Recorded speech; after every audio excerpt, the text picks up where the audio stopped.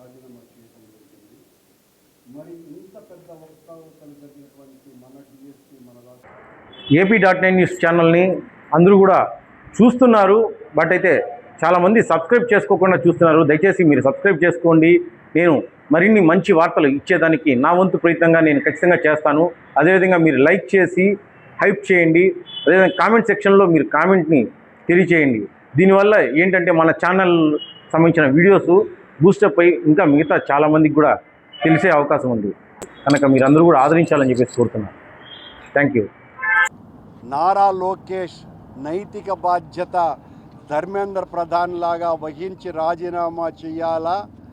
ఒక్కొక్క ఉద్యోగానికి 20 లక్షల రూపాయల పైగా దండుకున్నారు ఈ ప్రభుత్వ పెద్దలు అని సాక్ష్యాధారాలతో మా నాయకుడు జగన్మోహన్ రెడ్డి గారు నిరూపించటం జరిగింది. దాని మీద ఆయన రాజీనామాను కోరుతూ నారా లోకేష్ అలాగే సిబిఐ ఎంక్వైరీ వెయ్యాలన్నటువంటి డిమాండ్తో కలెక్టర్ ఆఫీసులకు విజ్ఞాపన పత్రం ఇవ్వటంతో మా నిరసన కార్యక్రమాలు ప్రారంభమయ్యాయి. రేపు 4వ తారీఖున నియోజకవర్గాల పరిధులలో మా నాయకులతో పాటు విద్యార్థి యువత ప్రతినిధులతో సమావేశాలను నిర్వహించి ఆ తర్వాత 6వ తారీఖు నుంచి 9వ తారీఖు వరకు అన్ని 175 నియోజకవర్గాలలో నిరాహార దీక్షలు చేపట్టబోతున్నాం. విద్యార్థినులతో యువతతో అందరితో కలిపి ఆ తరువాత దీని మీద చాలా పెద్ద ఎత్తున ఆందోళన కార్యక్రమాలు చేయబోతున్నాం. అలాగే సిగ్గుపడాల నారా లోకేష్ అనేటువంటి వ్యక్తి ఇంత అక్కడ తప్పు జరిగింది, అవినీతి అన్నటువంటి ప్రస్తావన పెద్దగా రాలా. ఇక్కడ 16,000 ఉద్యోగాలు 20-30 లక్షలకు అమ్మేసుకున్నారు.